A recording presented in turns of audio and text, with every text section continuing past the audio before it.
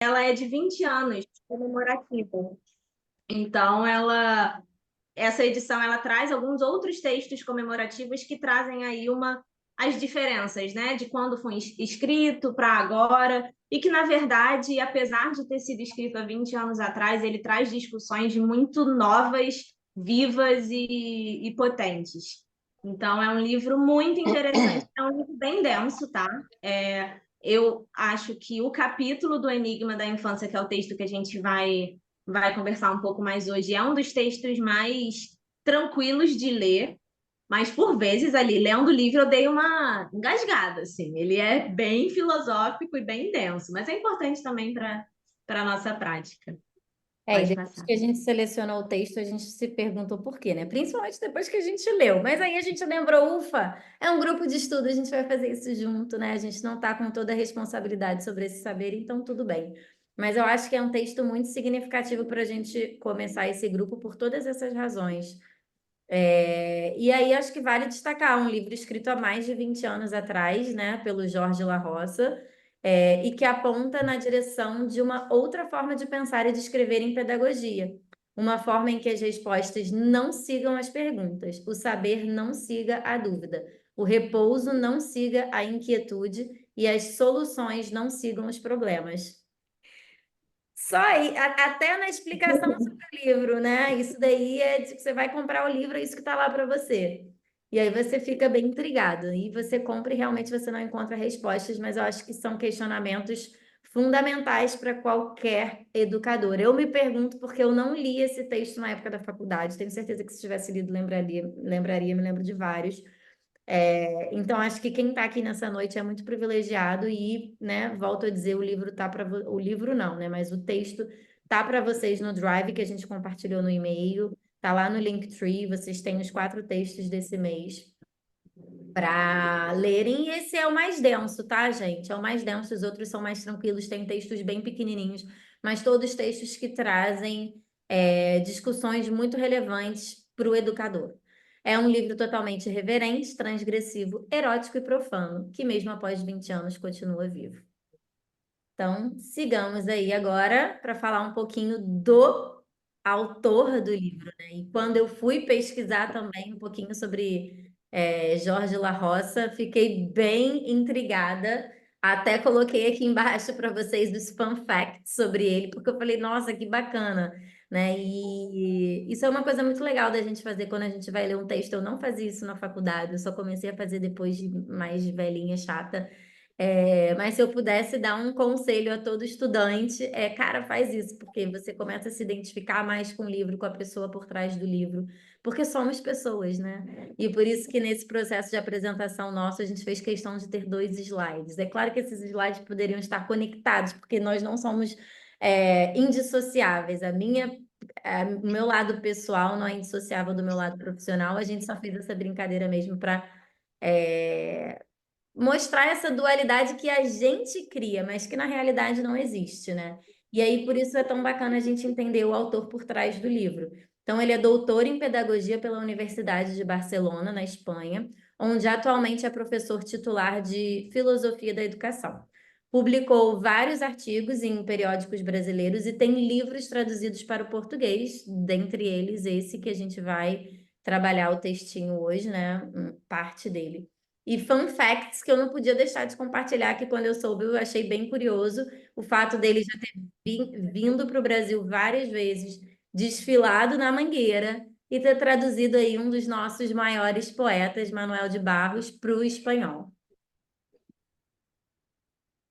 E aí, né, agora chega de muita apresentação, vamos nos adentrar nesse enigma que é a infância e como o Jorge La Roça trata esse enigma ao longo deste texto que a gente escolheu trabalhar aqui hoje.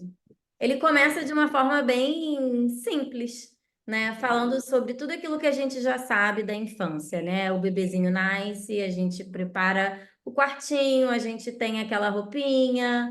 E tem tudo pronto nesse mundo para essa criança que nasce, né? Será que tem, que não tem? A gente olha ao nosso redor e tudo indica que sim. né? Então, a sensação que a gente tem é que a gente vive numa sociedade que compreende a infância. A gente tem espaços para as crianças brincarem, a gente tem lojas de criança para brinquedos, para roupas, a gente Brinquedos específicos para cada necessidade da criança também, né? exatamente, tem boneca, tem carrinho, tem riscadores, né, de todo tipo, e cada vez vão evoluindo mais e mais. E aí ele começa falando sobre isso, né? E acho que um desses espaços que a gente já encontra pronto para receber a criança é a escola. Um trechinho aí que eu retirei do livro, e na verdade nesse slide vocês vão ver alguns trechos, né, desse livro, trechos importantes que servem para a gente guiar essa discussão, essa conversa. Nós sabemos o que são as crianças, ou tentamos saber, e procuramos falar uma língua que as crianças possam entender. Quando tratamos com elas nos lugares que organizamos para abrigá-las. Ele vai narrando ali uma captura dessa infância à nossa medida, né? O nosso olhar enquanto adulto do que nós, considerando a infância ali um objeto de estudo, inclusive, fomos descobrindo ao longo do tempo sobre elas. Então, ele dá até um marco temporal, né? Do que já sabemos e do que ainda vamos saber. Então, ele coloca a infância ali numa instância de estarmos sempre querendo descobrir algo sobre ela. Né? O que já sabemos, né? O que já temos como conhecimento adquirido ali, de conhecido dessa infância, e o que a gente ainda vai saber. Então, estamos aí nessa eterna busca para descobrir o que querem as crianças, né? O que fazem, enfim. E aí, nesse slide, também um outro trecho, né? Quando ele faz essa dualidade dessa infância conhecida, supostamente conhecida, e da infância desconhecida. A alteridade da infância é algo muito mais radical. Nada mais, nada menos do que sua absoluta heterogeneidade em relação a nós e ao nosso mundo. Sua absoluta diferença. E se a presença enigmática da infância é algo radical e irredutivelmente outro, ter-e-á de pensá-la na medida em que sempre nos escapa, na medida em que inquieta o que sabemos e inquieta a soberba da nossa vontade de saber, na medida em que suspende o que podemos e a arrogância dessa vontade de poder, e na medida em que coloca em questão os lugares que construímos para ela e a presunção da nossa vontade de abarcá-la. Aí ele já dá outra porrada, né? Além do título, ele já vem com quebrando toda a expectativa do texto nas primeiras páginas, porque se a gente começa a ler o texto pelo título, né? O Enigma da Infância, a gente já vai preparado para descobrir o que tem que a gente não sabe ainda. E aí ele coloca, bom, gente, não é bem assim, né? A infância, ela precisa ser considerada um outro. Ele coloca em jogo essa alteridade, né? De um lugar que vai para além da nossa tentativa de captura e que produz insegurança na gente. E por isso, inclusive, a gente quer a todo custo saber, né? A infância ela é uma fase da nossa vida que a gente não lembra o que se passou com a gente. E a gente também tenta desvendar ali, quando estamos em contato com uma criança, o que a criança quer, por que ela quer. É, Isso na melhor das hipóteses, né? Quando a gente quer desvendar. Por vezes a gente já vai direcionando o que ela quer e o que ela deseja. Então ele já vira o jogo ali falando: olha, galera, sabe isso tudo que a gente sabe sobre a infância? Então, por objeto de estudo de pessoas que estão em hipótese. A brincadeira é outra, né? Ele vai fazendo isso logo no início. Eu gosto muito dessa ironia que ele usa, né, quando ele faz os parênteses dele, né? Na medida em que inquieta o que sabemos, e inquieta a soberba da nossa vontade de saber. Na medida em que suspende o que podemos, e a arrogância dessa vontade de poder. E na medida em que coloca em questão os lugares que construímos para ela, para essa infância, e a presunção da nossa vontade de abarcá-la, né? E aí, nessa hora, eu penso escola, por que será? É, Mas, enfim, vamos lá. Trata-se aqui, então, de devolver à infância e a sua presença enigmática e de encontrar a medida da nossa responsabilidade pela resposta ante a exigência que esse enigma leva consigo. Essa é a presunção dele para o leitor desse texto. Agora a gente vai entrando, né, no miolo do texto, que eu acho que é uma das partes mais importantes. A primeira vez que eu li esse texto foi durante a faculdade.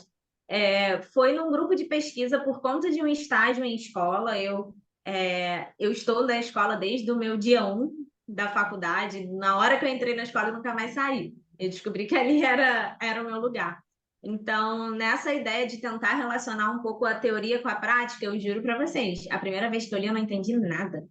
Eu fui para o grupo de pesquisa assim, meu Deus, eu não sei nada. Eu não entendi nada do texto. E aí, com o tempo e lendo várias vezes, eu fui entendendo nuances do texto que vem, inclusive, nessa minha última leitura, né? Que o insight apareceu agora, assim. E hoje eu considero essa parte uma das mais importantes do texto, né? Ele usa bastante a Hannah Arendt para fazer uma analogia da infância na nossa sociedade com o próprio nascimento, né? Então ele vai construindo a noção de que o nascimento ele é um marco temporal crucial para a história da humanidade.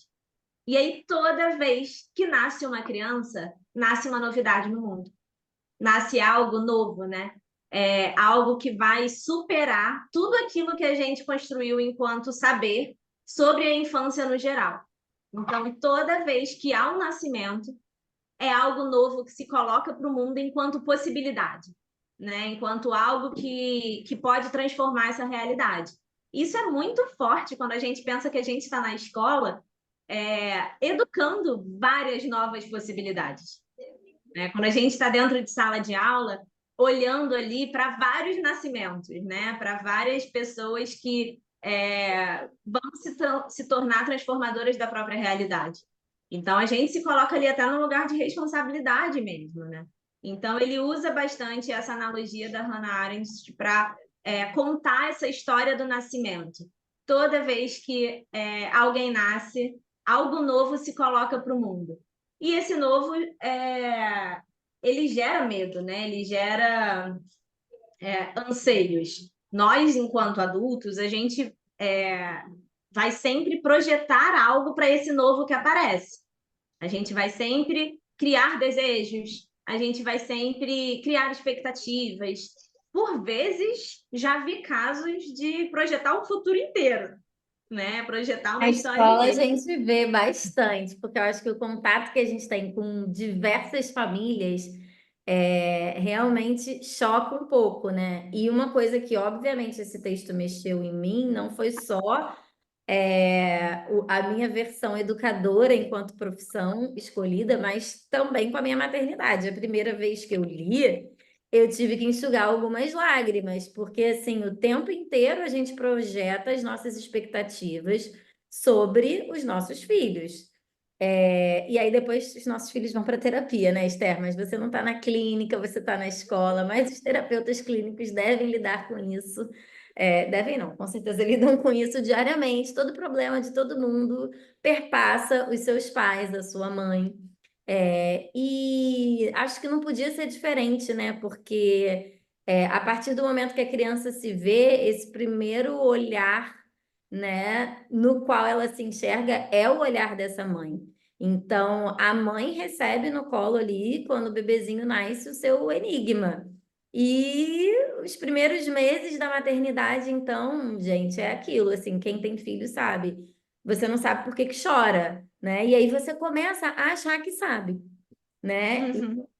E é isso que o texto faz a gente refletir toda hora, né? A gente acha que sabe, a gente quer saber, porque há um anseio na realização desses desejos da criança ou dos nossos desejos para a criança.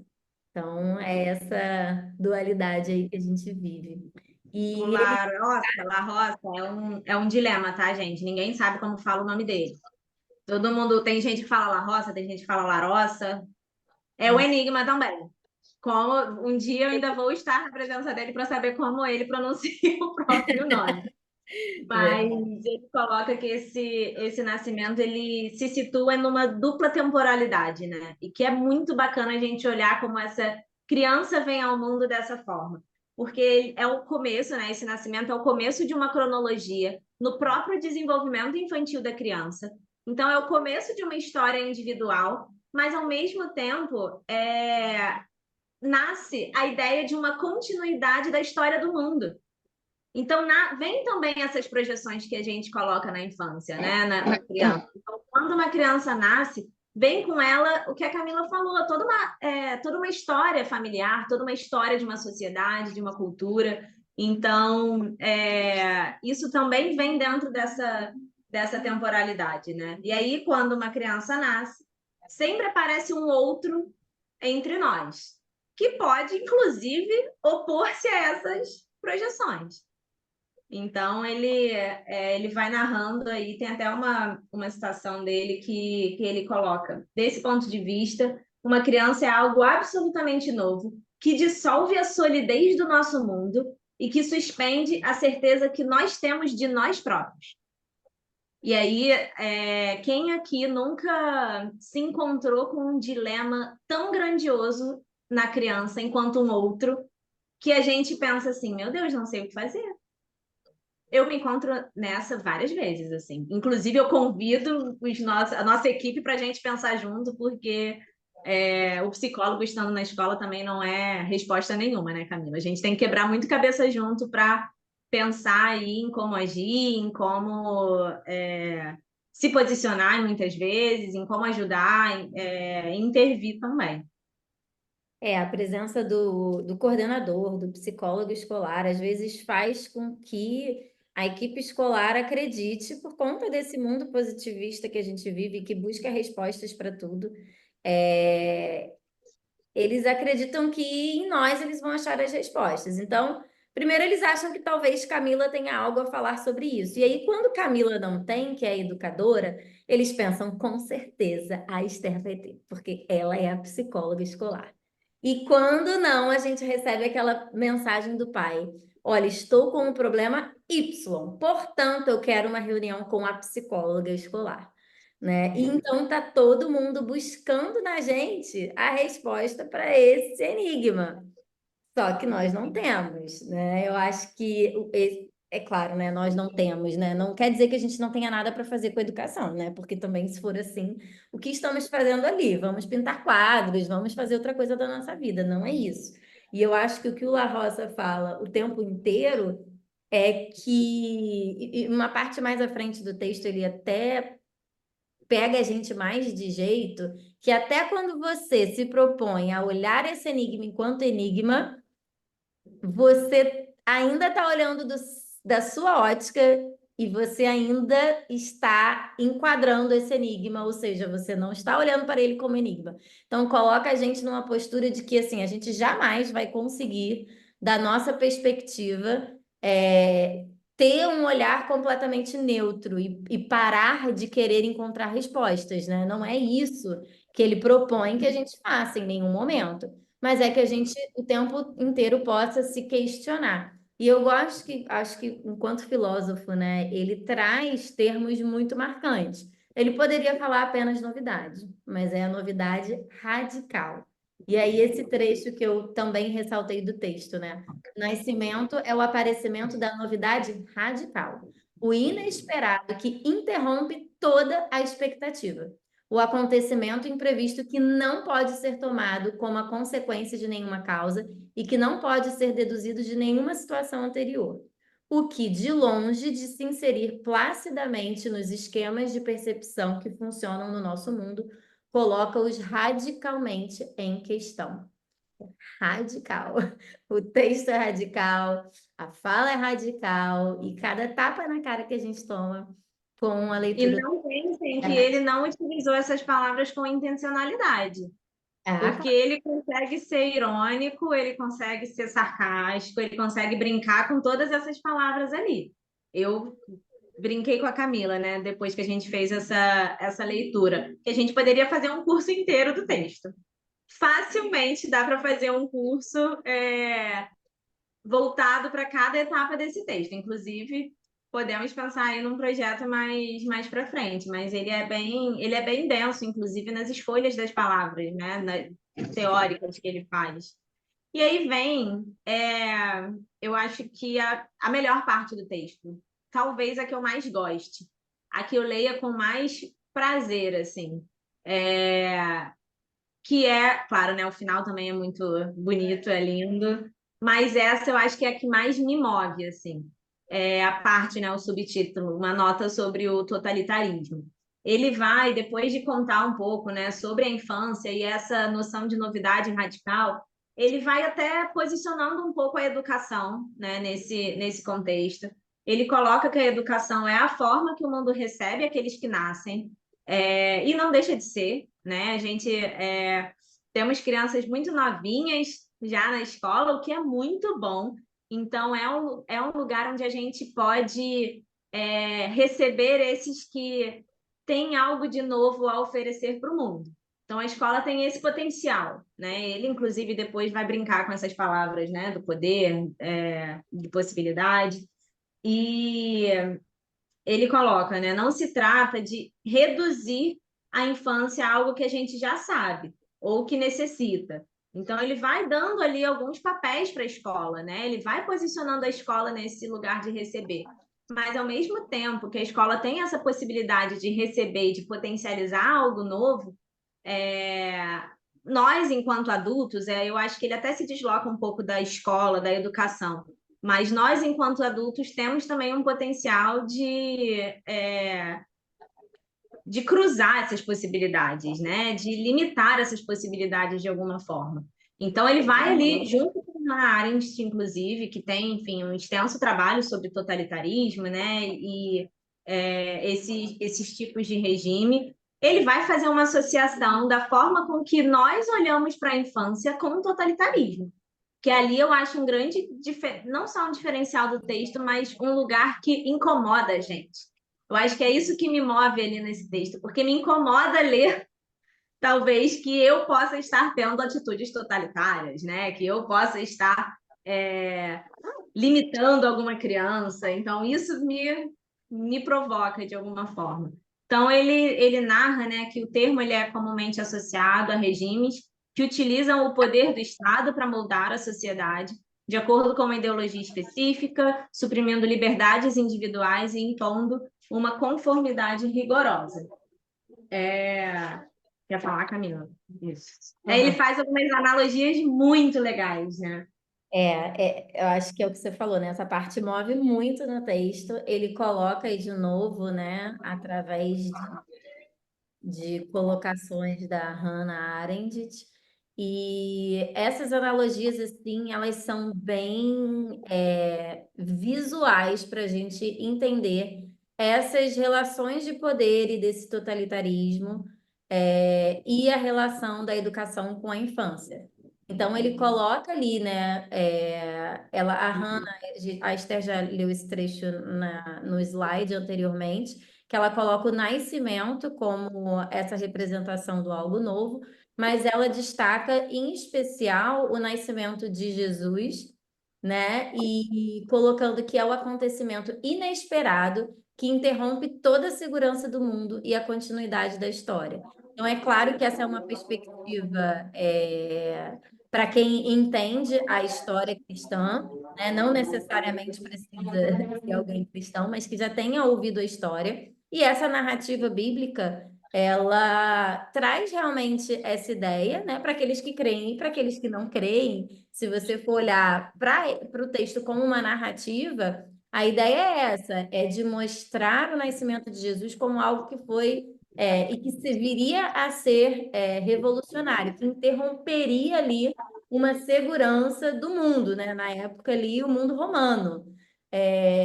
E quebrando aí, tendo essa ruptura dessa continuidade da história. E aí como oposição a essa figura, né, essa analogia do nascimento de Jesus, ela traz a figura do rei Herodes, que era aquele rei lá que, temendo que alguém tomasse o seu posto de rei, né, que um novo rei surgisse e manda matar todas as crianças de menores anos naquela época. Então, ela coloca esse rei Herodes como analogia a essa figura do totalitarismo, né? Que Herodes é aquele que quer controlar o futuro e tem medo de que algo novo ponha em perigo a continuidade do seu mundo seguro, no qual ele reinava, né? Sobre o qual ele reinava e comandava. E o temor dele perder aquele poder, ele precisaria ser, então, ali um rei rígido, carrasco, totalitário, que tomaria uma atitude extremista na época, né? Como outros, e aí ele fala um pouco também mais à frente dessa figura de Herodes no mundo mais moderno. Acho que isso está em algum slide mais para frente, então, só para eu não perder a sequência, eu vou ler esse grifo do texto. Tanto a pretensão de manter a continuidade do mundo, quanto a pretensão da sua transformação radical, exigem, no limite, um mesmo tributo de sangue infantil. E ambas as pretensões, igualmente totalitárias, exigem também a destruição da novidade da infância, porque a ambas repugna a ideia de um porvir virgem, incerto e desconhecido. Eu não sei se eu Ele coloquei coloca, aquilo que a gente estava com. Não, não coloquei. Então, você pode trazer aquelas novas frases de Herodes que a gente estava ele conversando. coloca, né, que essa necessidade, até abre aspas, né, a necessidade do terror nasce do medo de que com o nascimento de cada ser humano, um novo começo se eleve e faça ouvir sua voz no mundo. Então, ele contrapõe, né, essa possibilidade de algo novo que surge e que pode dar descontinuidade para algo que está imposto, que está colocado já, com essa postura mais totalitária, né, com esse infanticídio, inclusive. Então, né, junto com a analogia que a Hannah Arendt faz, coloca o nascimento de Jesus, e aí, como a Camila falou, para além de qualquer questão religiosa, mas enquanto história, inclusive, milenária, que passa de gerações para gerações e que é mundialmente conhecida, né? Muitas pessoas conhecem essa história. Então, ele coloca como nascimento modelo, né? O nascimento de algo que surge dentro de uma promessa, né? Dentro de algo que vai mudar a história. E de um rei que se mostra totalitário e numa ação máxima ali manda matar as crianças. Né? Eu utilizo esse texto na minha dissertação de mestrado, que eu falo sobre as violências escolares, para colocar a escola no lugar de alvo, né, dos ataques às escolas, por exemplo. Então, a escola enquanto alvo de um lugar em que se produz uma infância positiva, né? Algo que pode criar possibilidades das crianças. Então, eu vou ali, ao longo do texto, criando essa ideia de que na escola também pode se produzir esse novo, a gente também pode criar essas possibilidades para a infância, e hoje em dia, esse elevado número de ataque ao escolar também simboliza ali, de alguma forma, esse totalitarismo, né? Essa certeza que se coloca ali e num alvo a se matar. Então, ele vai contando ali, né, essas novas faces de Herodes, que há um tempo atrás estavam ali performados na figura do nazismo e do stalinismo, que se propunha, né, a transformar a juventude a fim de ser a sua própria propaganda política desses sistemas. Né? Então, são dois sistemas totalitários que não tratavam a infância e a juventude como um enigma, mas tentavam produzir uma juventude que fosse alinhada com esses ideais, né? Com essas ideologias totalitárias por si só, ok, mas que também produziam na juventude esse corte desse enigma, né? Então, eliminando essa imprevisibilidade da juventude, da infância.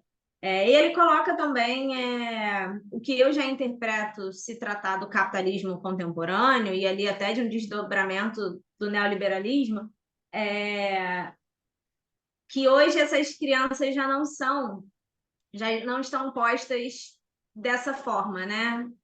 Sistematizadas ali para reproduzir um ideal, mas que estão sendo, e essa parte é muito forte que ele diz, né? Estão sendo sacrificadas em nome dos deuses do progresso, desenvolvimento, futuro e competitividade. Então, quem aqui está no chão da escola sabe que hoje a gente vem vivendo um impasse muito intenso de crianças em alta produtividade, de crianças em sofrimento por precisarem produzir muito para ser alguém, né? Para se colocar enquanto sujeito ali na sociedade, para competir com o outro, para estar na frente. Então, tem sido cada vez mais difícil trabalhar lemas como amizade, né? Como companheirismo, como Interação. cuidado do outro, respeito, cooperação, porque as crianças já estão inscritas nessa lógica de competição, inovação permanente, né? Dessa necessidade de estar sempre criando um novo, mas não necessariamente se mostrando algo novo ali, né? Tem essa diferença tá marcada ali. Então, ele coloca que o nosso totalitarismo consiste na captura pragmática da novidade, em sua administração e em sua venda no mercado do futuro, à espera do inesperado, que treme em cada nascimento, converteu-se em nosso mundo na fabricação e na administração da novidade. Então, hoje a gente tem essa ideia de fabricar o que essa criança pode produzir de novo para que esse sistema, claro, se perpetue. Então, as crianças também já não estão podendo criar essa potencialidade, né, do que é ser novo por si só, porque ela já tem ali o script da inovação e da novidade para seguir. E, assim, tem sido cada vez mais difícil trabalhar esses temas na escola, assim. Temos sentido, isso foi até uma discussão que eu já tive, uma discussão positiva que já tive com Camila, de que as crianças estão com dificuldade de olhar para si mesmas. A gente fez uma atividade, né, que era como você se sente. As crianças não souberam responder como elas se sentiam, né? Pois Eu fiz uma outra atividade do espelho. As crianças deram características do espelho, elas não conseguiram, mesmo com toda a instrução ali da atividade, perceber que era para elas se ver no espelho e dar uma característica delas. Então, a gente tem tido bastante dificuldade, né, de trabalhar de forma mais profunda no cotidiano da escola essas temáticas. sim, eu lembrei muito disso quando você falou aqui agora, né? Que você mencionou desse projeto e que a gente perguntou para as crianças como elas se sentiam, e a dificuldade de falar era tão grande que a gente pensou, gente, será que essas crianças não estão sendo ouvidas a tal ponto nesse espaço? E aí, enquanto professora também e coordenadora, a gente se questiona, porque o professor tem que trabalhar a todo vapor, ele tem que ter a cobertura completa do livro didático que o pai pagou, né? E aí, obviamente, a gente não pode ter uma página em branco, aquele aluno não pode ter tido preguiça no dia. Não vou nem entrar em. Eu poderia ir longe, profundamente, né? Navegar aqui na filosofia para tentar entender por que que a criança não fez aquela página. Ela podia só não estar afim ou com preguiça naquele dia. Não perdeu ninguém da família, não, mas não tem esse direito também, sabe? E é um questionamento muito básico que a gente precisa se fazer, né? Que tipo de criança a gente está gerando? E é muito interessante quando a Esther, né, enquanto um membro muito poderoso ali da nossa equipe para produzir e para pensar e refletir junto esses projetos, pode entrar na sala e perceber isso. E é claro que num primeiro momento a criança não consegue nem falar sobre si, mas num segundo momento ela consegue. Então, é essa insistência que a gente tem que ter, e essa sensibilidade, essa escuta, para perceber o que está acontecendo de bom e de não tão bom na escola, né? A gente não está aqui para condenar a escola por total, mas esse grifo do texto aí, ele é muito interessante, porque ele traz essa ideia de que tanto a pretensão de manter a continuidade do mundo, ou seja, você está só querendo manter tudo igualzinho, né? Isso não é legal, isso vai custar, tributo ao sangue infantil. Mas se você também tem a pretensão de uma transformação radical, essa pretensão também é sua, essa transformação também é a partir da sua perspectiva. Então, qualquer um dos dois, né, em qualquer uma dessas facetas, você pode estar colocando em custo. Ele coloca, é claro, que de uma forma filosófica e profunda o sangue infantil, mas o interessante da filosofia é impactar com esse tipo de vocabulário, com essa palavra, né? A gente não está ali como Herodes, né? Uhum. Matar todas as crianças. Mas o que que será que a gente está fazendo? Será que pode não estar tão distante disso? Será que se a gente pudesse olhar um pouco, refletir, discutir, estudar, a gente não consegue perceber que a gente está falhando, e tudo bem, o importante é conseguir perceber que a gente possa estar falhando e tentar novamente, né? Então, eu acho que o legal desse texto realmente é essa dualidade que ele traz aí o tempo inteiro e que realmente traz uma reflexão que eu não conheço um texto que traga na mesma profundidade. E a Esther já leu várias vezes esse texto, eu não li tantas vezes quanto ela, porque quem me apresentou foi ela, quando eu li, ela já tinha lido. Mas eu não tenho dúvida que é um texto que dá para ler a vida inteira. Assim, dá para ler mensalmente e vai ter coisa diferente para E explorar, vai descobrir coisa nova. sempre coisa nova. E aí, né, ele divide esse texto em alguns subtítulos, né, dos quais a gente já passou por alguns. E aí, um seguinte, né, é a infância e o milagre, ou que vai do impossível ao verdadeiro. E aí ele vai falar um pouquinho sobre isso. Essa é uma parte bem densa do texto, e aí a gente prefere até nem se aprofundar demais. Mas a gente ainda quis trazer, porque está contida no texto e tem algumas sacadas também muito interessantes que geram uma reflexão bem poderosa e impactante. Primeiro, essa ideia do possível, né? Infância e milagre, ou o que vai do impossível ao verdadeiro. E aí, dentro dessa ideia de possível, ele traz a ideia do que é provável e do que pode ser real, que à primeira vista parece a mesma coisa. Mas quando ele destrincha, ele deixa claro essa diferença. O provável é a probabilidade, pode se calcular. Ou seja, depende do que sabemos sobre a realidade. É provável, mas para eu dizer que é provável é porque eu já tenho algum saber que me permita dizer se aquilo é possível de acontecer ou não, né? Se eu não tenho esse saber, eu não tenho como indicar se há probabilidade ou não. Há probabilidade de chover? Eu posso dizer, talvez há nuvens no céu. Há possibilidade de chover fogo? Acredito que não. Não acho que isso seja provável dentro do meu saber. Isso não é algo que poderia vir a acontecer. Nunca aconteceu, né? E aí ele coloca o pode ser real, que a princípio, quando eu li, pô, mas que diferença? É banana e banana, né? Estamos falando da mesma coisa aqui. Mas quando ele destrincha esse pode ser real, né?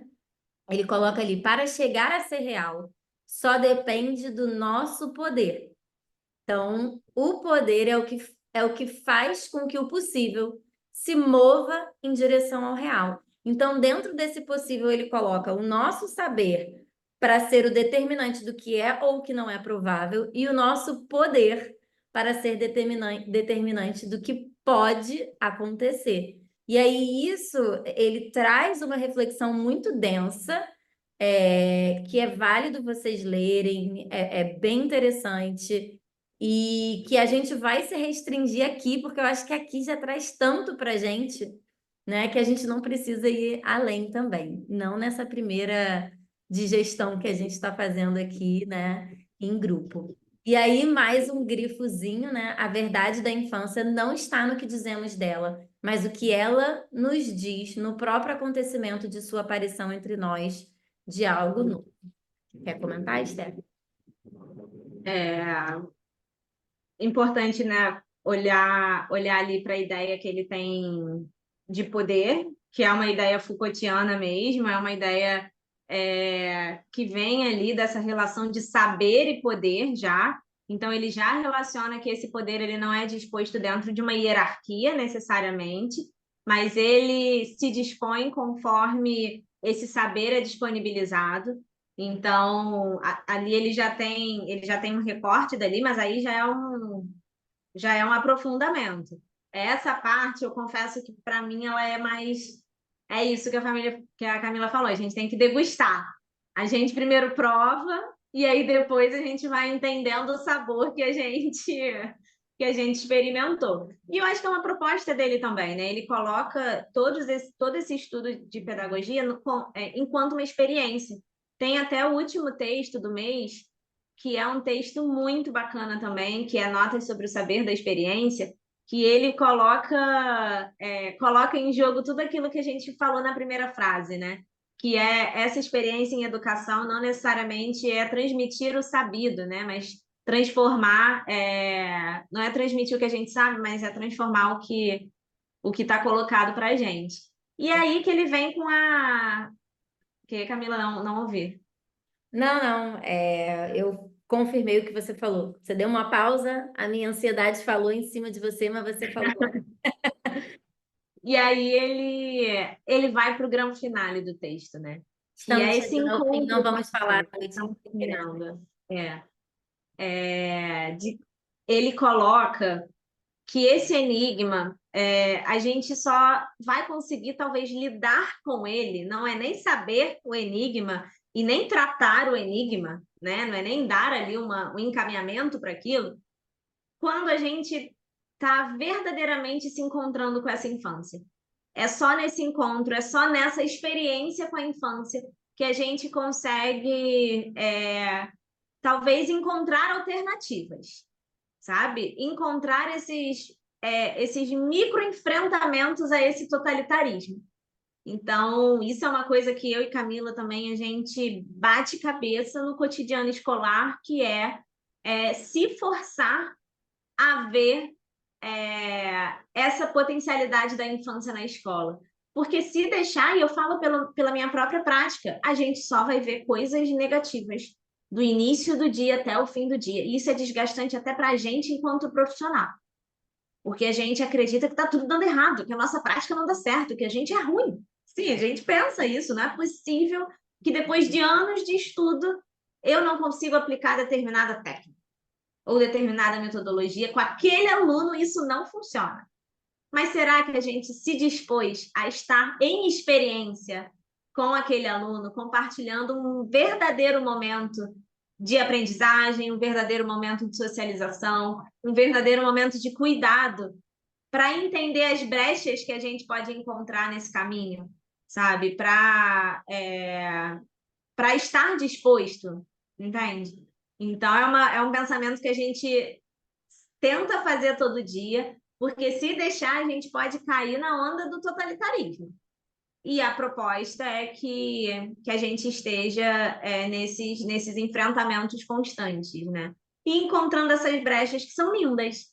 Quando a gente consegue olhar para o escolar dentro dessa experiência da infância, a gente consegue encontrar possibilidades lindas, né? Beleza mesmo.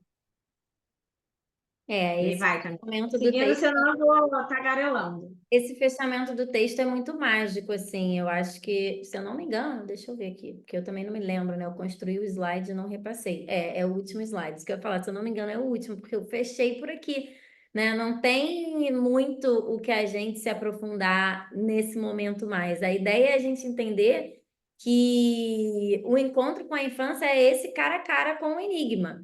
É o tempo inteiro você aceitar que está cara a cara com algo que você desconhece e que para ser conhecido você precisa realmente encontrá-lo.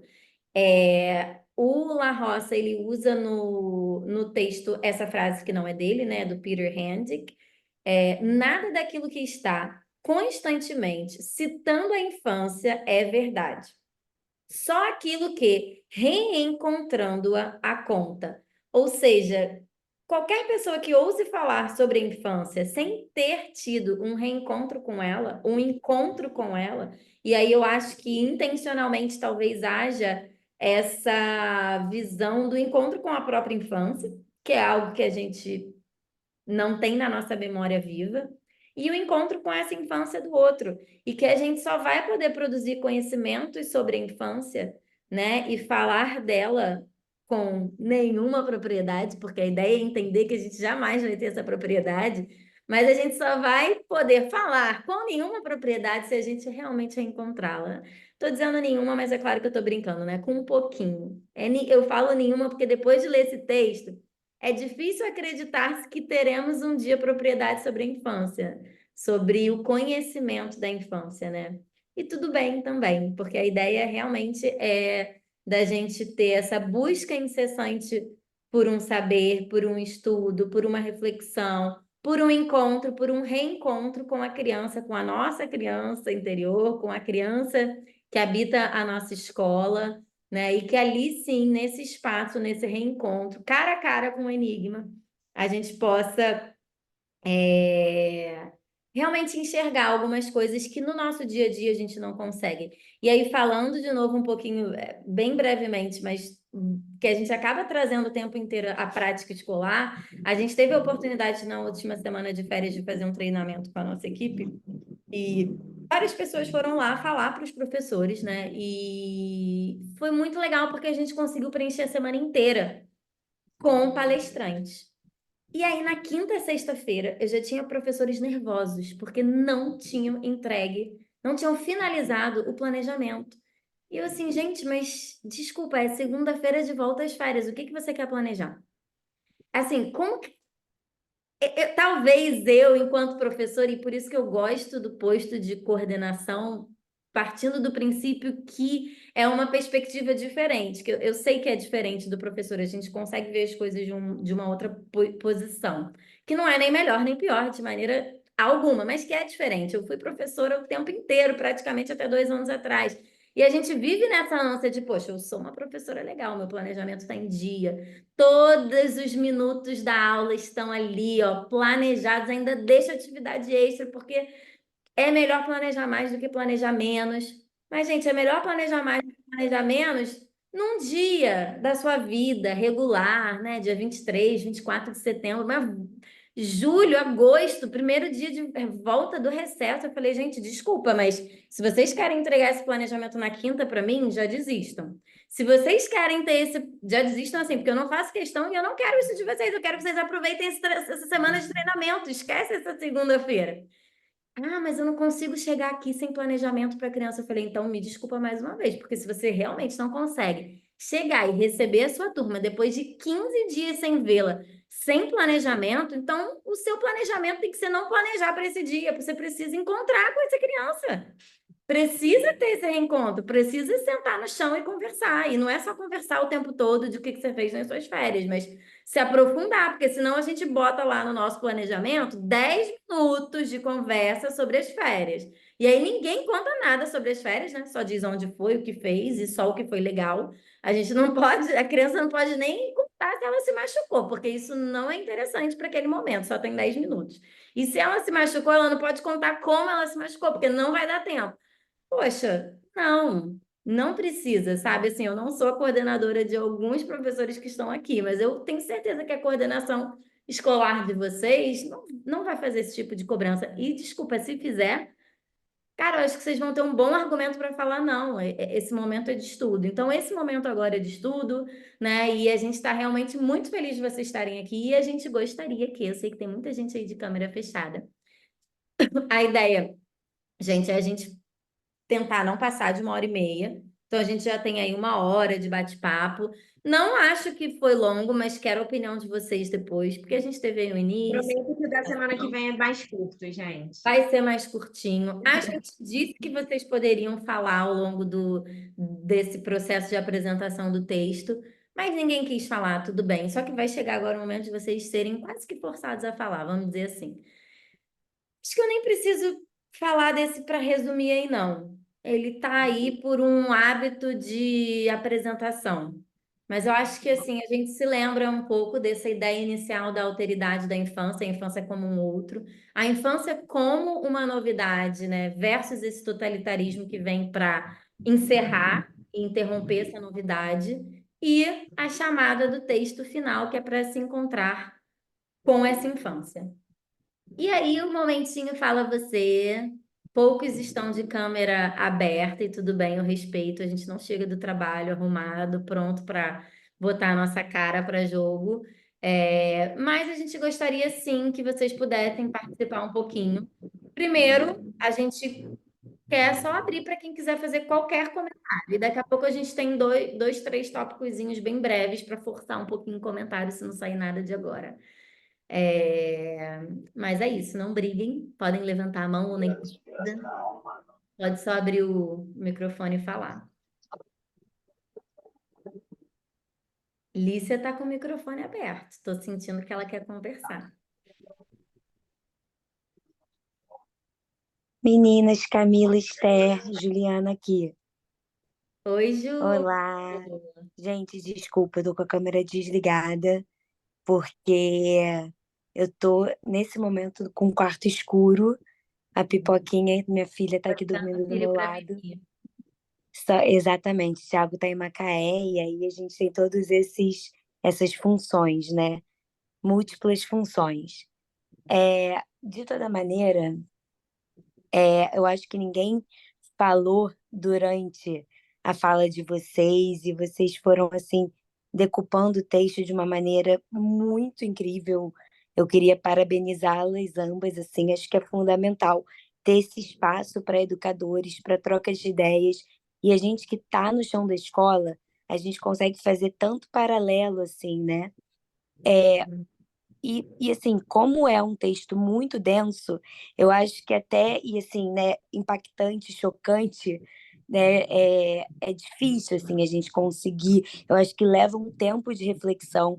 Eu acho que ele realmente é um convite para que você volte e retorne a ele em diversos momentos. Então, assim, eu, de fato, não me sinto nem um pouco preparada em contribuir em relação ao texto, mas diante do que vocês trouxeram, eu fiquei muito com uma palavra assim guardada, que que é uma subversão mesmo a essa lógica. Eu acho que nós, enquanto educadores, professores principalmente, né, como a Camila falou, que agora né, nessa posição de coordenação, mas assim, a gente está nessa função, mas eu acho que assim, enquanto educadores, né, na sua raiz, é, eu fico pensando que assim essa infância e a questão do totalitarismo, né, e como que a gente vai sangrando mesmo esse movimento de infância, e isso é verdade, isso acontece até hoje.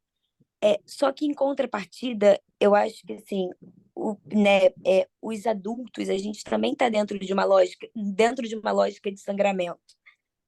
Eu acho que assim é um sistema, e aí eu fiquei pensando muito nisso, assim, da gente subverter para poder encontrar essa infância. Eu acho que a gente tem que subverter essa lógica, principalmente agora que a gente está dentro de uma lógica que ela é uma lógica mercadológica cada vez mais, né? Essa questão da inovação e formando líderes para o futuro e makers, e espaço maker. Então, assim, existe realmente uma cobrança de uma proatividade, e mais do que uma proatividade, de um fazer e uma aceleração, que eu acho que é uma questão de sociedade, de tempo, né? Pensando numa questão de cronologia, a gente está num tempo de muita velocidade.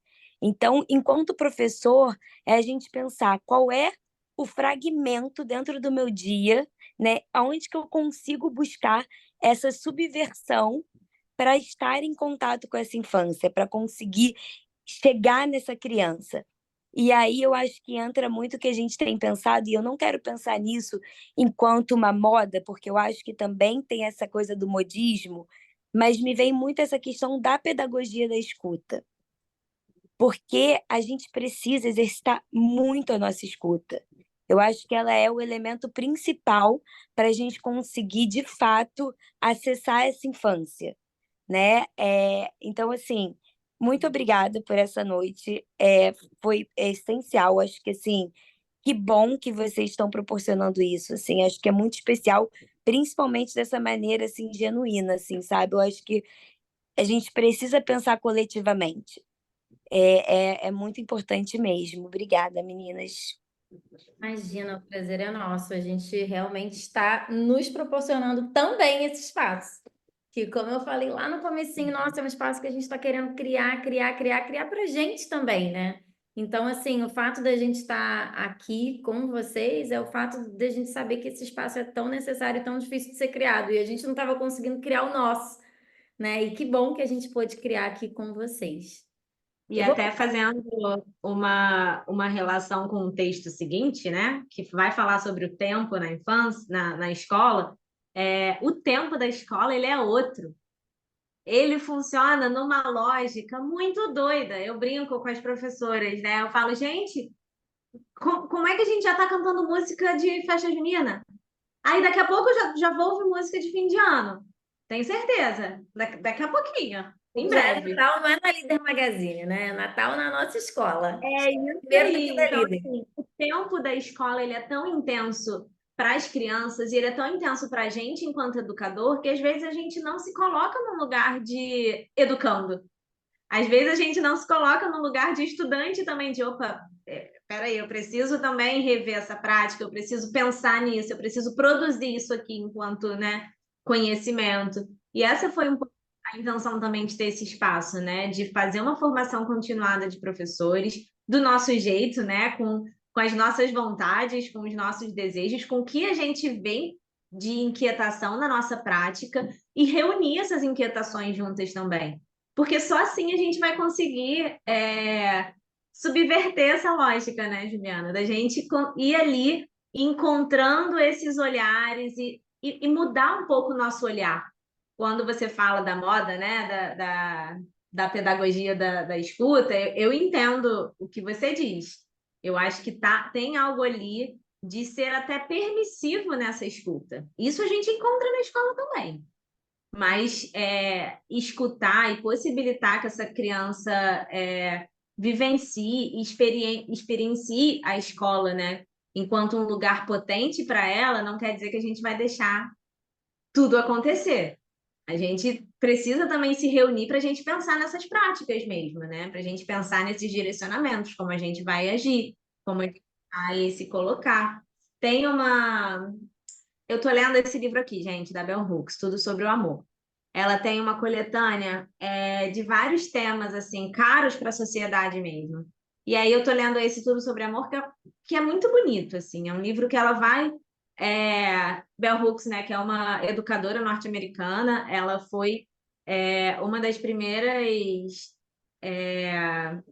estudantes negras após o período de segregação, né, a estar numa escola mista ali, então, e se colocar enquanto educadora também após todo esse momento histórico, ela narra bastante a experiência dela enquanto mulher negra, norte-americana, e aí ela tem uma frase assim que ela coloca: não pode haver amor sem justiça, até que vivamos numa cultura que não apenas respeite mas assegure os direitos civis básicos para as crianças, a maioria delas não conhecerá o amor. Então, a gente também precisa ter ali o amor enquanto aposta política, né? A escuta enquanto aposta ética no nosso trabalho também. Então, é um pouco isso aí. Mas, gente, se E deixar. aí, Esther, só complementando, se a gente tem a escuta como uma aposta ética dentro do nosso trabalho, nós, enquanto professores, não podemos ter um planejamento de 3 semanas para frente. Porque se a gente tem esse planejamento tão organizado, previamente organizado, significa que a gente não está realmente parando e escutando. Eu entendo que a gente tem um currículo, que é uma coisa top-down, né? A gente tem objetivos de aprendizagem para cumprir, então existem esses contornos que são estruturais das instituições. No entanto, se a gente trabalha um projeto, não tem. Eu penso assim: se você tem um grupo série, nesse grupo série você tem 4 turmas diferentes. Você pode ter um projeto base, que é o principal, mas cada turma vai ter um caminho diferente um pouco a se seguir, né? A ser seguido, assim. Se isso vai acontecer, se de fato aqueles educadores eles estão com esse comprometimento ético que é de escutar o que vem, né? O saber dessa criança, o que ela quer conhecer de fato, ainda que você vá encurtando um pouco as possibilidades, porque você sabe que, né, a gente não pode ampliar exatamente, mas assim, é isso também quando a gente pensa no planejamento. A gente precisa sim de um planejamento, de uma organização, mas a gente não pode estar em agosto pensando no Natal, né? É o que a gente, eu acho que essa é a contradição. Mas aí entra a questão do tempo escolar, que é um pouco esquizofrênico de fato, assim, né? A gente fica tentando lutar contra isso, mas quando a gente vê que existem outros educadores lutando também para que a gente, assim, é, mantenha essa infância, né? A gente lute por essa voz da infância. Isso é que dá um conforto de pensar, epa, não estamos sozinhos, né? É isso aí. E não estamos sozinhos mesmo, Não, gente. não estamos. Esse espaço é isso, é esse movimento de nos reunir. A gente jogou aí algumas frasezinhas do texto para ver quem quer comentar. Essa daí já é a mais. Não sei se é a mais posição, porque nesse texto só tem frase impactante. É um texto difícil de ler. Essa te pegou, né, Camila? E gostou. Essa me pegou desde o início. Eu queria ter posto ela no meio para eu comentar, mas eu pensei, eu vou deixar essa para o final, para eles comentarem. Quem quer comentar a frase de Juan Mairena, citada pelo La Roça nesse texto? Houve um pedagogo chamava-se Herodes. Sem medo, gente. Aqui Na verdade, eu queria comentar uma outra parte. Não Por sei se favor, aqui você ainda quiser. cabe. Cabe, Quando cabe você tudo. iniciou a fala, né, da apresentação lá no início da nossa conversa, é, uma parte que você colocou aí que te pegou muito é a questão da maternidade. E foi uma parte que eu grifei aqui, que eu fui lendo o texto hoje no caminho indo para a escola, uma parte na ida, outra parte na volta, que também coincidiu com essa parte que diz assim: a educação é a forma com que o mundo recebe os que nascem. Responder é abrir-se à interpelação de uma chamada e aceitar uma responsabilidade. E aí ele diz assim, de uma forma que me emocionou muito, que diz assim: receber é criar um lugar, abrir um espaço em que aquele que vem para possa habitar, pôr-se à disposição daquele que vem, sem pretender reduzi-lo à lógica que impera a nossa casa.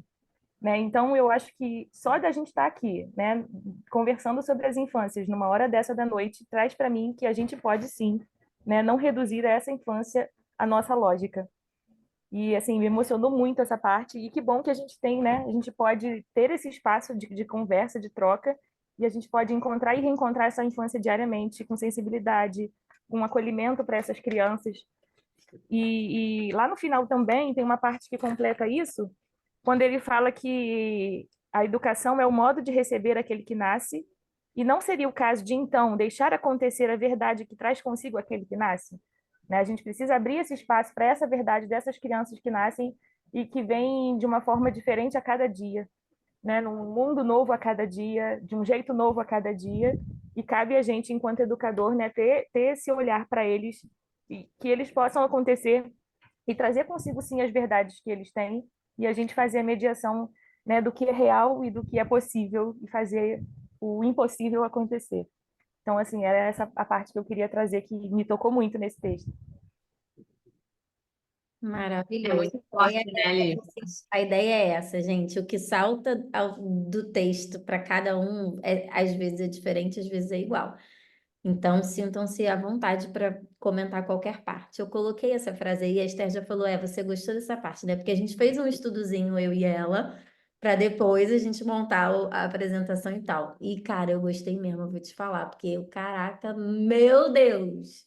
Eu tirei um diploma de Herodes, basicamente isso, né? Então, é claro, não, né? Não, busco a maior distância dessa posição possível, mas enfim, já que ninguém comentou, eu mesma comento, porque eu acho que eu estava querendo, né? Fazer o quê? É, Aham. é isso, é essa coisa da gente se colocar, às vezes, nesse lugar de sanguinário ali da infância, sem, no nosso caso, tá? Eu acredito e desejo que sem intenção, diferente de Herodes.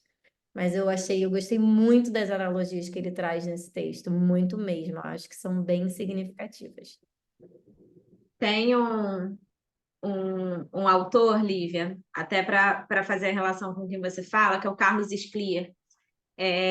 Eu uso bastante ele para dar conta ali dos meus treinamentos sobre inclusão, enfim, PEI, tudo isso. Ele é um autor argentino que trabalha na escola esse acolhimento de crianças que não escutam, né?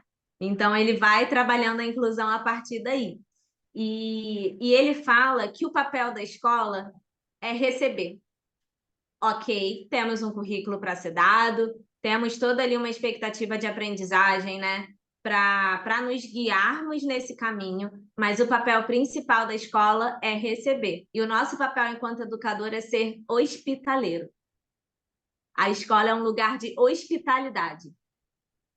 O nosso papel é receber esses alunos, acolher esses alunos, entender as suas demandas e, claro, a partir daí pensar essas expectativas e como a gente vai trabalhar. Nessa trajetória aí, eu fui percebendo que, às vezes, pensar o como a gente vai trabalhar é mais importante do que a gente pensar o que é isso? O que é esse aluno? O que essa prática? E aí, às vezes, eu me pego, opa, peraí, eu preciso pensar o como. Como que é essa criança? Né? Olha a diferença. Como que é essa aula? Como que é esse currículo? E aí, enfim, é um exercício, né? Que eu me pego precisando fazer muitas vezes, mas Carlos Scliar, que é um autor argentino, ele diz que o nosso papel enquanto educador é receber esses alunos e ser hospitaleiro. E é isso. E aí a gente vai trabalhando todas as expectativas ali de aprendizagem dentro dessa hospitalidade. E entender, inclusive, aonde a gente vai atingir cada aluno a partir dessa hospitalidade, entendendo a demanda de cada aluno para lidar com essa hospitalidade, né? Então, acho que diz respeito, inclusive, o próprio Carlos Scliar, ele escreveu um Bliff, eu esqueci, meu marido já me disse o que é essas falas, né, de outros autores que Pô, estão se atrás do você não texto, que eu sabe, esqueci. quem dirá eu. Não, ele me ensinou, mas eu não lembro mais. Mas ele faz uma para esse livro. Então, eles são amigos até. Eles devem se conhecer aí de academia. Mas é bem isso, Esther. Quando a gente recebe e quando se é professor e educador de coração antes da formação, a gente chega no como e de que maneira e a gente atinge essas expectativas de alguma forma. Às vezes quebra um pouquinho de cabeça, mas a gente chega lá, É É isso bom aí. quebrar a nossa cabeça, né? não é? Não é. Ficar com essa cabeça na mesma forma a vida inteira, se a gente não quebrar, vai ser assim, né? Então, alguém que esteja aí de bobeira, gostaria de ler e comentar esse trecho aí que também foi tirado do livro? Eu não quero ser aquela que tá naquele posto de professora chata que faz o aluno falar, mas eu tenho certeza que vai ser libertador.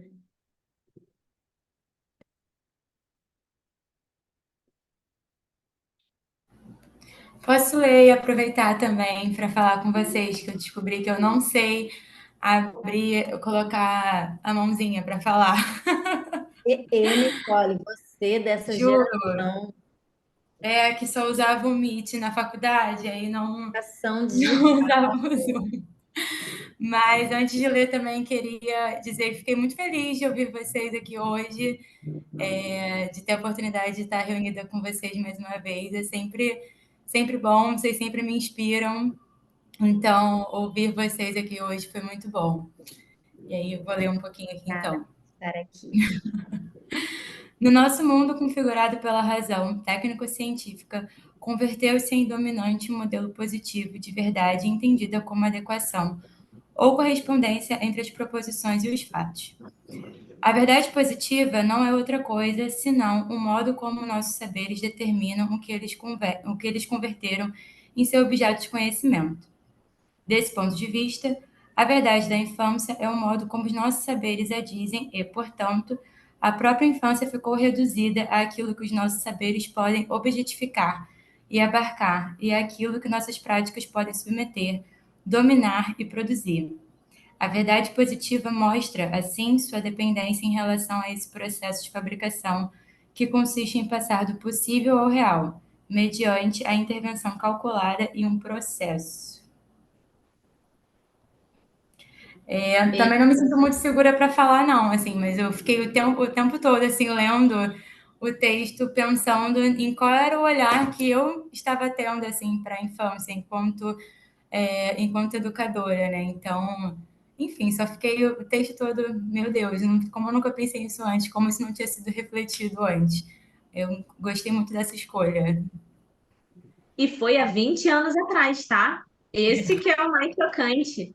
Ele escreveu isso há mais de 20 anos, né? Porque ali, 94, 96, mais de 20 anos. Foi publicado há 20 anos, né? Quer dizer, não, porque Nem o isso, é livro foi de porque alguns 2017. anos atrás ele teve uma republicação de 20 anos, mas isso já tem É isso aí. É isso aí. um pouco mais de 20 mesmo. Ele vai fazendo umas diferenciações de verdade que também são muito bacanas, né? Porque a gente olha para a verdade a partir daquilo que é verdade para a gente. Eu anotei A isso, gente ele até usa uma palavra grega aqui, ó, aletheia, né, para ele colocar essa verdade como, não como uma oposição à mentira, mas como algo que se revela. e aí ele trabalha ali três pontos de vista da verdade, mas eu acho que dois que são mais importantes, eu acho que tem esse que se revela, e aí essa verdade positivista da infância, que é como esses saberes eles são determinados determinam a infância como um objeto, né? Então é um saber positivista mesmo que vai elencar ali todo um procedimento para lidar com esse enigma, para trabalhar uma verdade em cima da infância. E aí ele se opõe a essa verdade, né, a partir de talvez a verdade que a gente precisa produzir no nosso cotidiano, que é desaprender todas essas verdades que são colocadas sobre a infância. Então a gente precisa estar no lugar de que a gente também pode desaprender essas verdades que são colocadas para a gente produzir a verdade que aquele novo tá se impondo para o mundo, né? E aí ele coloca a verdade como um fazer ver dessas possibilidades cotidianas. Então a gente, quando ele coloca o encontro, né, com a infância, eu acredito que seja para nós nos colocarmos nesse lugar de experimentar a escola com os nossos alunos mesmo. E aí entender essa verdade sobre a infância. Entender não, né? Eu acho que a gente nunca vai entender a verdade sobre a infância. Mas, sabe, tentar se aproximar ali, talvez, do que seja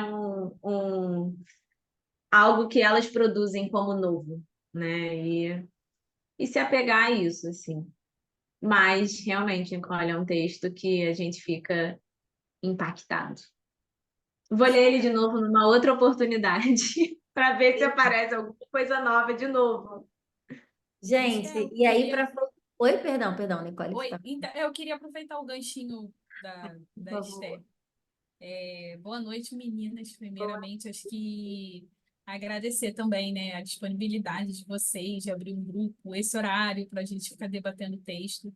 E eu achei muito legal a sensibilidade de vocês com este horário, porque, né, eu também sou professora, também trabalho longe, moro longe, então, assim, é quase impossível conseguir participar, às vezes, de outros grupos justamente por conta disso. Então, assim, primeiramente, agradecer muito, assim, essa disponibilidade e acessibilidade de vocês. Imagina, a E, gente pensou nisso mesmo. A gente chegou a pensar 8.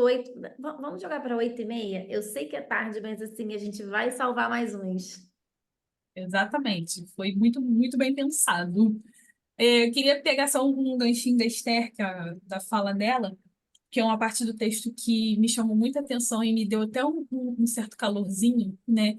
Foi quando ele fala que a infância, né, ela inquieta a segurança dos nossos saberes. Eu falei, cara, então é esse o caminho mesmo, porque por diversas vezes na nossa prática, às vezes a gente fica inquieto com algumas situações que a gente não consegue resolver, não consegue entender, sabe?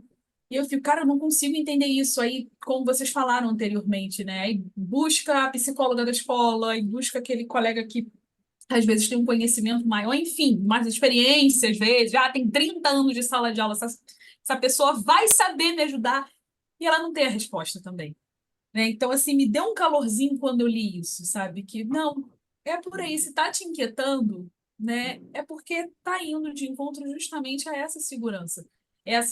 Aquelas ideias pré-concebidas que a gente tem da infância, de como trabalhar com a criança, acho que foi a Camila que falou, né, logo do início, a criança do recém-nascido, né, que quando a criança ela tá chorando, a gente já fala, não, eu acho que esse choro aqui é da cólica. Eu acho que, sabe? E não necessariamente, né? Então, assim, eu achei muito incrível.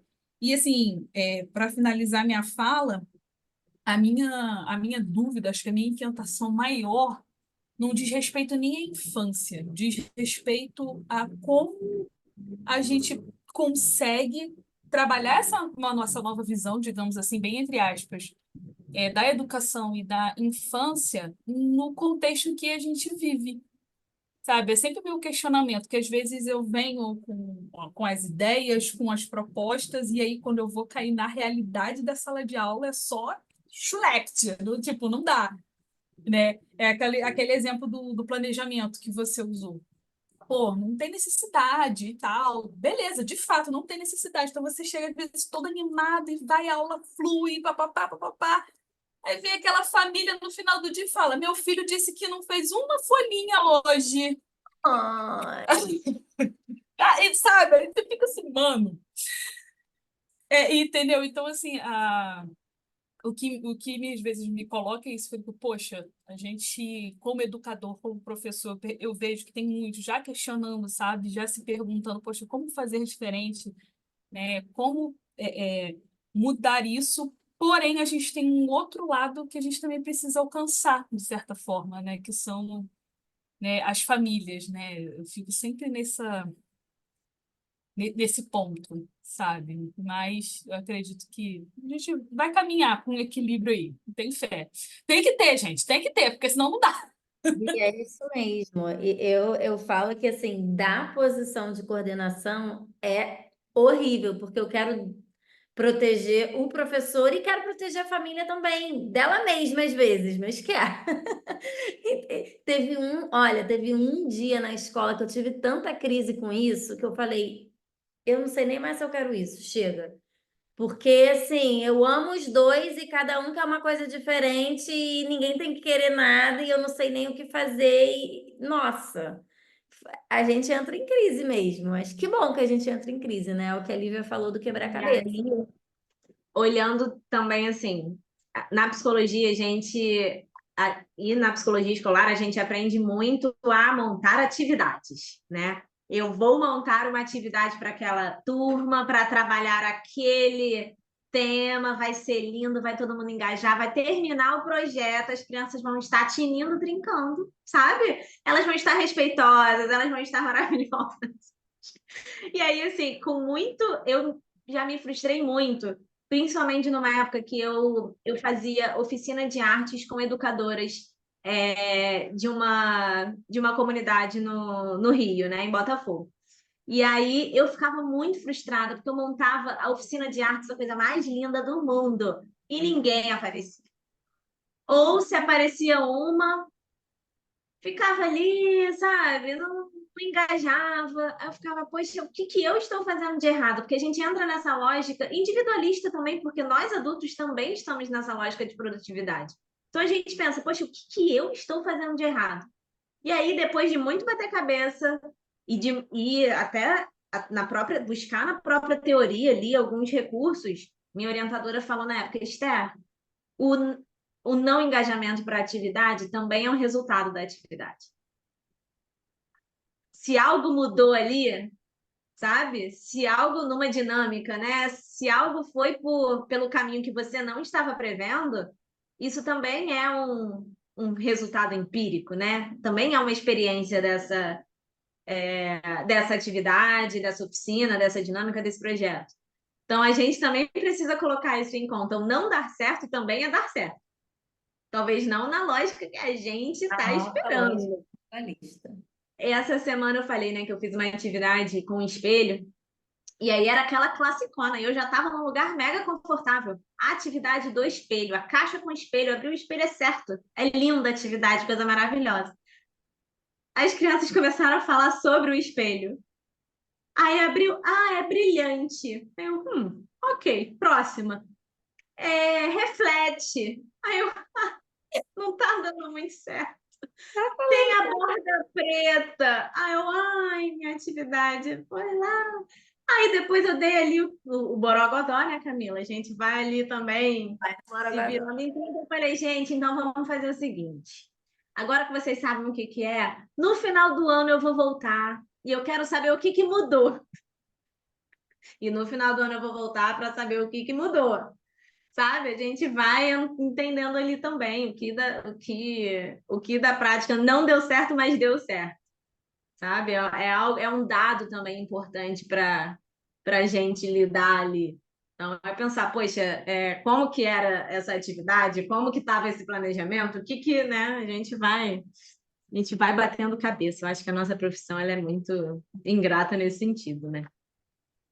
Bom, acho que esse aí seria o último slide para a gente discutir. Eu não vou puxar uma discussão agora, porque eu gostaria muito que a gente não passasse em nenhum encontro de 1 hora e meia.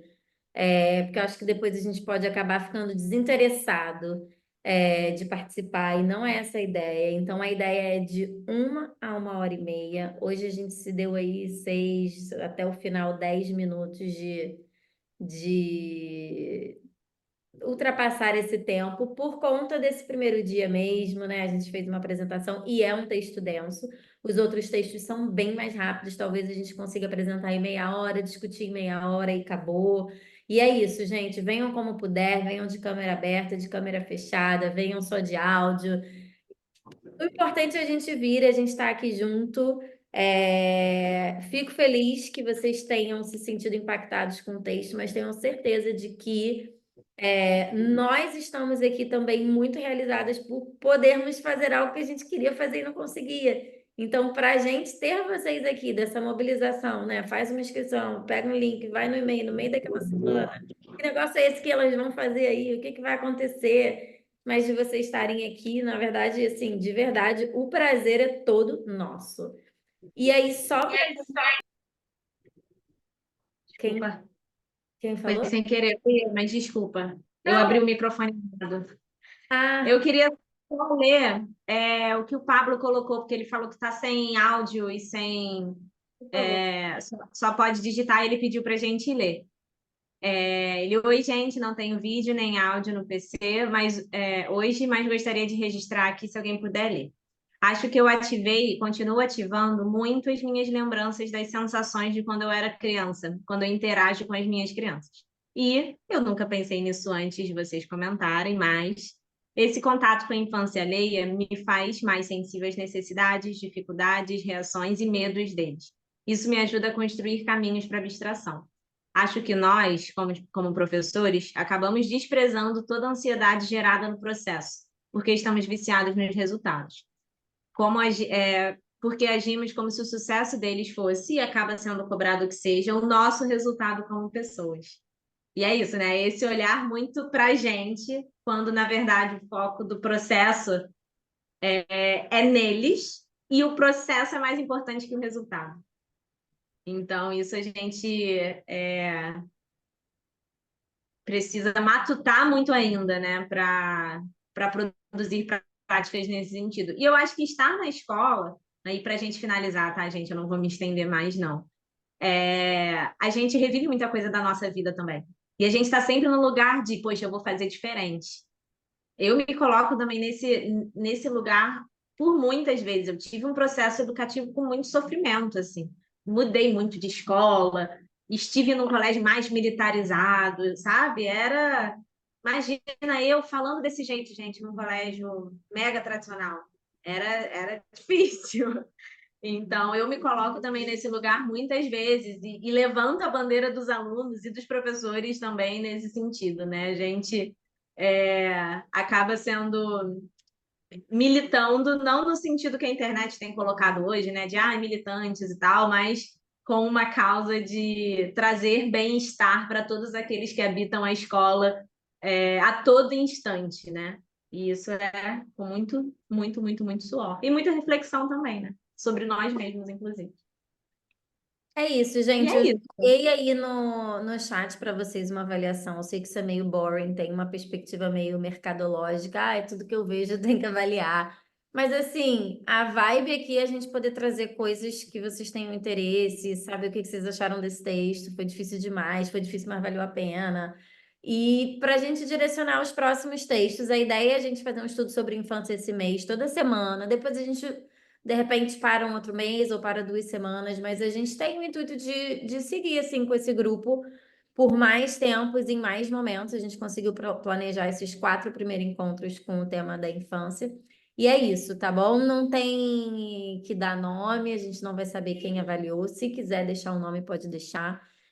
E se eu tiver alguém de faculdade que de repente quiser um certificado de participação, alguma coisa, manda para a gente no e-mail, textos e contextos na educação@gmail.com. E é isso. É isso, é só isso. Espero vocês na semana que vem. Quem não leu esse texto de hoje, vale a pena ler, mesmo depois da apresentação. E o texto da semana que vem, se possível, leiam também, é bem pequenininho. Tá bom? É isso, gente. Muitíssimo obrigada. E boa noite para vocês. Boa noite, pessoal. Descansem agora, que amanhã é dia também, né? Vai estar provavelmente todo mundo na escola, mas espero que estejam renovados, espero que consigam ter outros olhares e vão vendo também aí ao longo dessa semana o que esse texto reverberou aí na prática de vocês para a gente discutir na semana que vem.